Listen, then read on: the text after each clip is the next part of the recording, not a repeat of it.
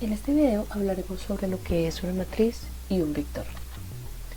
Una matriz es un arreglo rectangular de m por n números que están organizados en m filas o renglones y en n columnas. Es muy importante decir que el tamaño de una matriz se denota con estos dos números, donde deben ir organizados. M es el número de filas por n, que es el número de columnas. Los números que están dentro de la matriz que la componen se denotan con dos subíndices i, j, en donde el primero denota en qué fila está el elemento y el segundo en qué columna.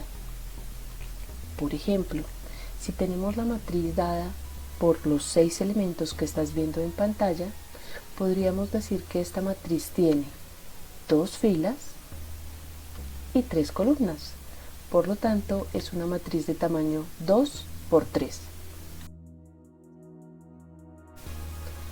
Si queremos organizar o analizar alguno de sus componentes, entonces en este caso nosotros diríamos en qué fila está, en qué columna está, y con esos dos números vamos a formar los subíndices. En este caso, el elemento que se encuentra en la fila 1 y en la columna 1 es el número 1. Por lo tanto, lo denotamos como A11 igual a 1.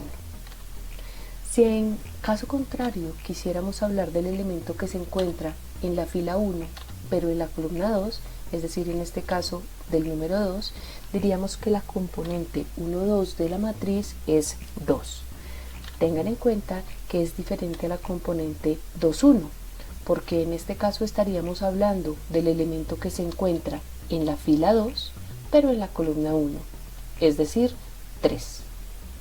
Hay que tener cuidado porque siempre la componente IJ y la componente JI son distintas, están ubicando o están indicando diferentes elementos.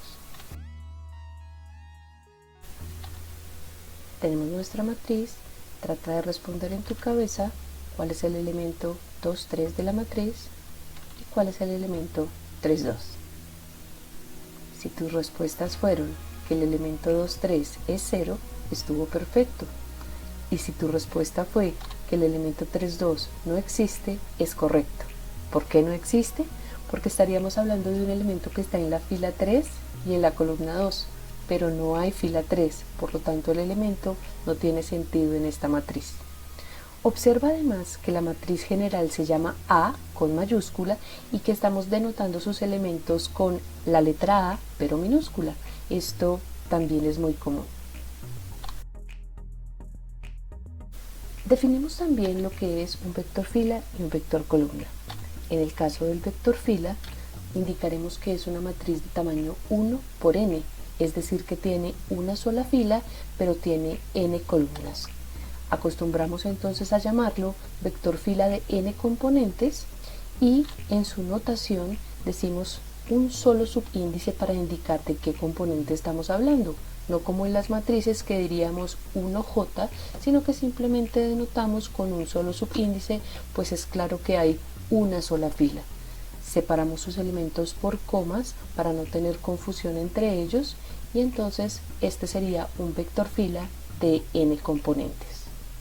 De igual manera podemos definir lo que es un vector columna, es decir, en este caso, una matriz que tiene tamaño m por 1, m filas, pero una sola columna.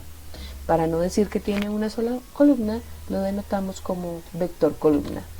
En este caso de m componentes o de dimensión m, y escribimos entonces este vector con un solo subíndice para denotar sus componentes. En este caso, el vector llamado u tiene componentes 1, 2 hasta m. Por ejemplo, podríamos tener el vector 1, 3, sería un vector fila de 2 componentes, el vector 3, menos 1, 5, un vector columna de 3 componentes, o el vector de 4 componentes 1, 0, menos 1, 3. Observa que solamente cuando son filas se separan sus elementos por coma.